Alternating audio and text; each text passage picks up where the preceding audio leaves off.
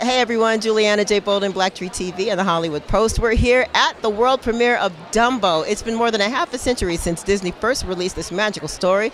Now one of Hollywood's greatest filmmakers, Tim Burton, is back with a brand new version starring Colin Farrell, Danny DeVito, and we're talking to them and all the stars of this great film right here.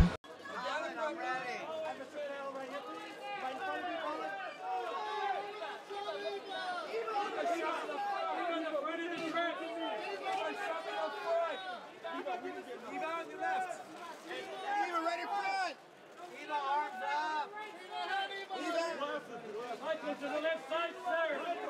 Michael to the left. Michael on the right, mate. Michael, right. Right here. Hold on. Andy, right here with the hands. Front up. Can you please come here? Right over here.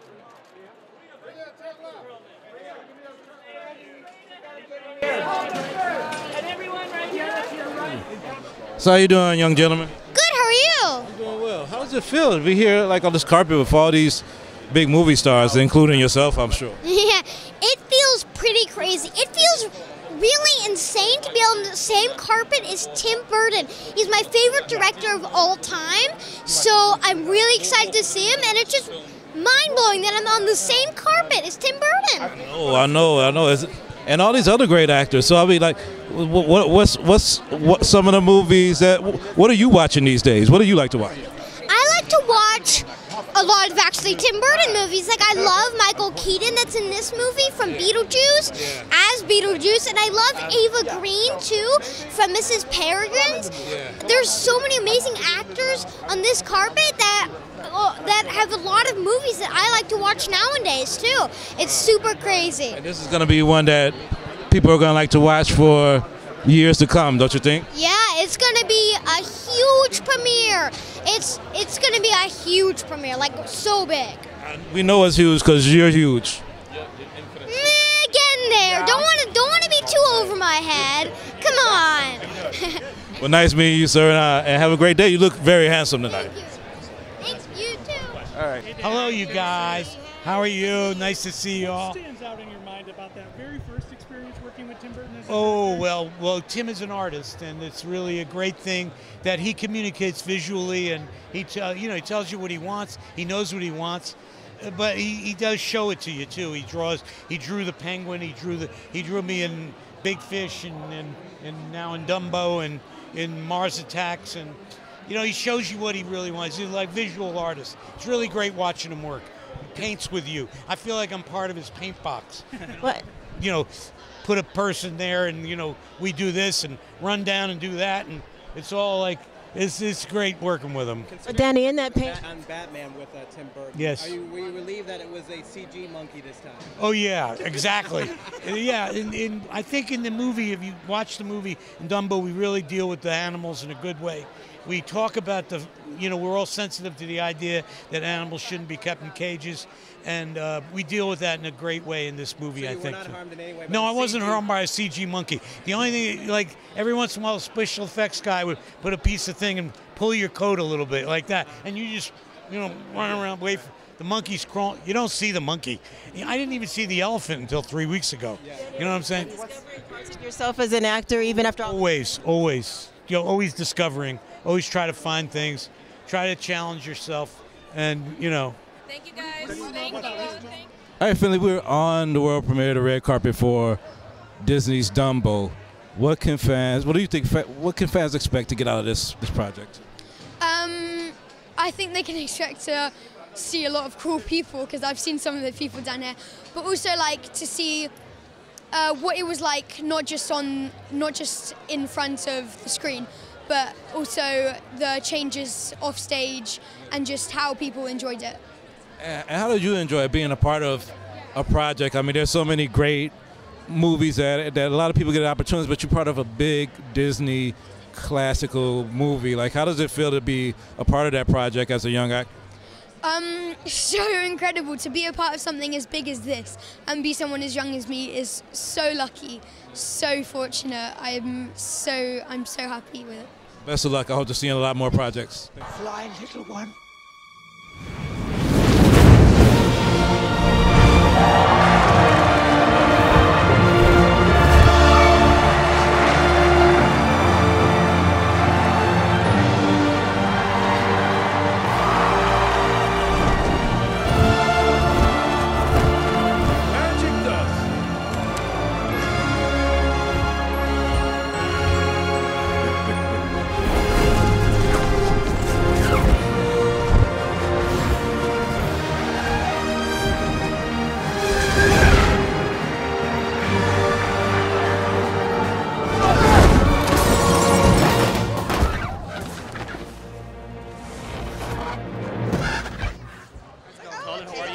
Hey, I'm well. How you doing? Hey. Hey, talk to us about Dumbo and your experience with Tim on the set. And Well, it was just a great joy to walk onto a film set with Tim Burton. I mean, he's just somebody who is so brilliant, and every cell in his body vibrates with creative energy. And I mean, somebody that can bring something like this to life. The magnitude of it, but also not just the magnitude, the kind of the heart and the emotion that is so much a part of this story is. Yeah, the word gets thrown around, but he truly is a genius. I mean, look, he's got art exhibits, and his pencil sketches when he was 8 still exist and are shown to the general public. So the man is very special. Is this your first Disney movie? What's that? Is this your first Disney movie? First Disney movie. I did Saving Mr. Banks was a Disney movie as well, but it was more kind of drama for adults, I think, ish, more than this perhaps. Although I hope this is for adults too. Oh, why should they be experienced to sell IMAX now? I have no idea. Look, I suppose I do, and the obvious answer, and it's true, is that it's such a huge canvas, this film. It's such a huge canvas. There's so many details. The moment where the little elephant takes flight for the first time is so beautiful, it really is, that I can only imagine. I'm not going to say they should, but I can only imagine it'd be pretty beautiful to see in that format. You know, I don't know if bigger is always better, but it'd be pretty beautiful to see in that format.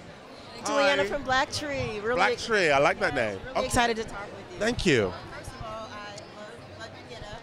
You got that. And I'm a huge fan of Game of Thrones, Pirates of the Caribbean, and now you're in this. Talk about how magical the experience was working with Tim Burton and being on the set. Well, it was magical, like doing those great shows you've seen. It was magical being a part of Game of Thrones and Moulin Rouge, and the magic of Tim Burton is that and then some. I mean, his vision, his energy as a director, as an artist, is so infectious. And when I got the call, I couldn't believe it. Well, I didn't actually get the call. I got invited to meet him, and I sat in his office and we were drinking tea. And then at the end of the meeting, he went, "So, would you be in this movie?" I was like, "Are you crazy? You think I'm going to say no? Of course I do." And so I was so excited when he gave me the offer. Yeah, it's great. As an actor, you seem either these magical situations are gravitating to you, or you're gravitating to them. What is it about your training, or maybe the circles that you've run in, that have you in these larger-than-life fantasy type of epic features? I think possibly it's the presence I have, but also I think it's a symbiotic thing. I think what you give out, you get back. So I love that world. I'm someone who, I never went to drama school. I never went to university. I was a high school dropout, but I always believed that I wanted to be an actor and I wanted to be an artist, and I knew it was going to happen for me. I just had to work. And I believe that and I think we all have a genius in us. And I think it's always important to believe in yourself. And I've always believed in myself. And I think I've attracted that energy back towards me. So I'm blessed and I'm grateful, but I also have been lucky to have had self-belief, even though I didn't get formally trained. Oh my goodness, that is so amazing. Okay, well, since we're on the tip of believing in yourself and wonderful things like that, what are some reasons for fans to go out and see this movie, or some takeaways? Because it sounds like your life has a lot in common with the positive messages in Dumbo. Yeah, it really does. And I think that message that Dumbo has right now is a message that we all need.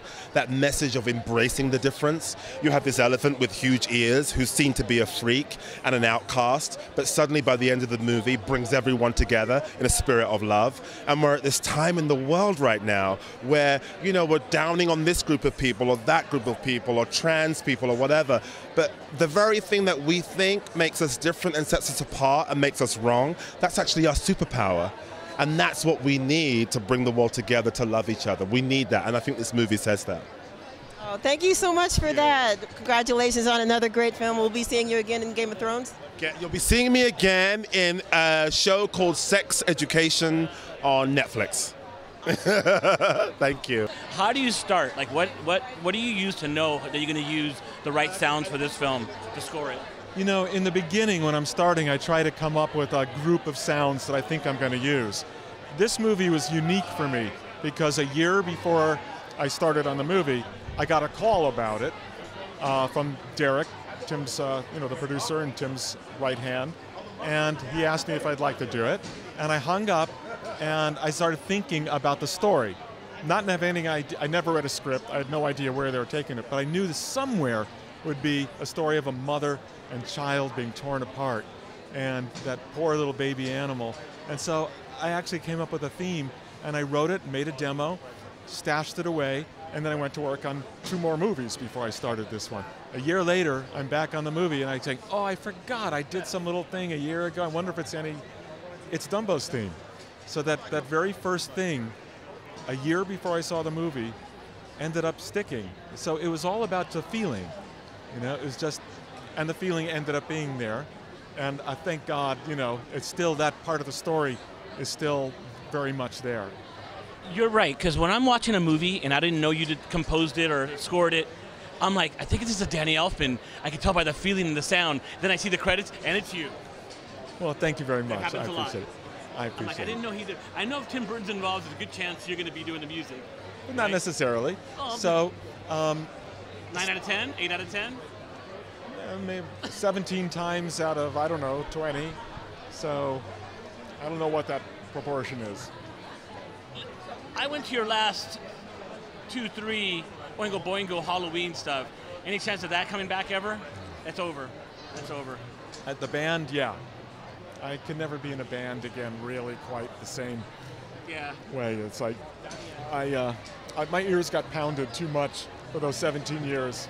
Hey, Ava, talk to us about your experience working with Tim Burton. What was so special that he brought to this story that we all know, but of course he's got his own style of working with you and all the actors?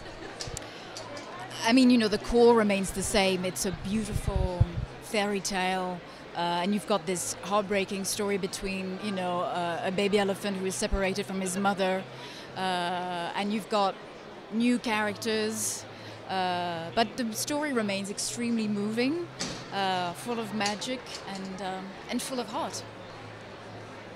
It's so moving that we're even handing out Kleenexes. The what? They're handing out Kleenexes to everybody. Totally. I mean, I saw the movie 2 days ago, and I was like crying. You know, the Dumbo is amazing in this. You really feel he's real. You know, his skin, his eyes. It's amazing. You identify with him. So realistic. Last question: how was it working like VFX situations like this in this film? It was. I mean, you know, it was very helpful because we had actually very complete sets. We didn't have lots of green screen. It was really, the big challenge was, of course, Dumbo, because unfortunately we didn't have a flying creature. But we had like, you know, a man in a green suit. So it was nice to interact with something real.